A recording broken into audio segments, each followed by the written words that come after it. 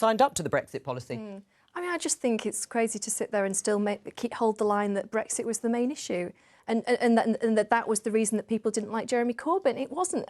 I went round many of the northern seats which turned Tory, and people were saying they were bringing up the IRA, they were bringing up his association with terrorists. And you would say, and I would agree actually, that there was a concerted campaign from the right-wing media, and I would include The Sun in that, to demonise Jeremy Corbyn. But that was the reality of the situation. He was completely toxic. I mean, he demonised himself. But well, yeah, you could say that. But there was, or for example, the Sunday Times, every week in the money section, it was like, what are you going to do to guard your money from Jeremy Corbyn? Every section of the media was trying to scare people, out against voting Jeremy Corbyn. But he'd made so many mistakes. He had a left luggage office of baggage, and you just couldn't get past that. He was toxic.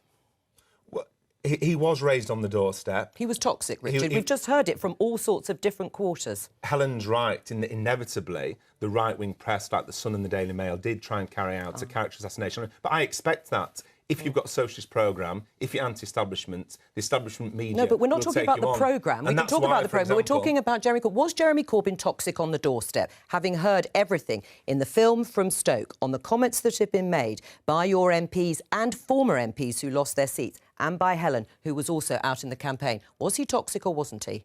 If people accept, or people are accepting that the reason we lost 2.5 million votes in 2019 was Jeremy Corbyn, then they should also accept that the reason we gained 3 million votes in 2017 was because of him, but they don't take that view at all. Well, no, because we're talking about the 2019 election, Richard. I think... And you lost both elections. I think it's a complete simplification to try and apportion responsibility on a single individual or personality. That's my view. All right. Well, let's show you this opinion poll that has been done. Voters were asked for the reasons why they didn't vote Labour. 43% said it was the leadership. 17%, the reason you keep giving, was Brexit stance, and 12% the economic policies. So I ask you again, was the problem the leadership in this election?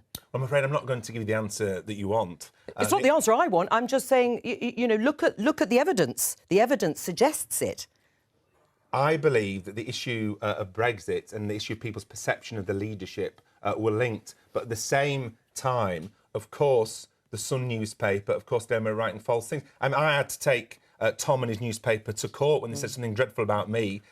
They lost in court and we won. If Jeremy had had the chance to take some of these newspapers to court, I'm sure he'd have got a similar result. So, just to remember, Jeremy Corbyn did or didn't invite Jeremy Adams into the House of Commons 4 days after the Brighton bombing?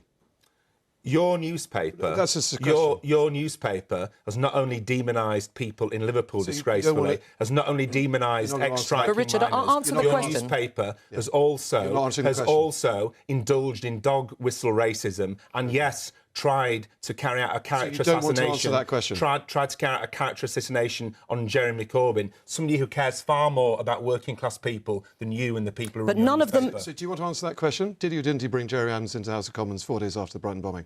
These things have been responded to by Jeremy. You did, thank you. Remember that the Sun newspaper, for example, I took you to court and you lost after saying dreadful things about me. I'm sure that Jeremy could have done the same as well. But when it comes to it, it's not just the media. We expect the right-wing media to be hostile about us. I think that the issue of Brexit and the policy we adopted, it was right to try and bring people together.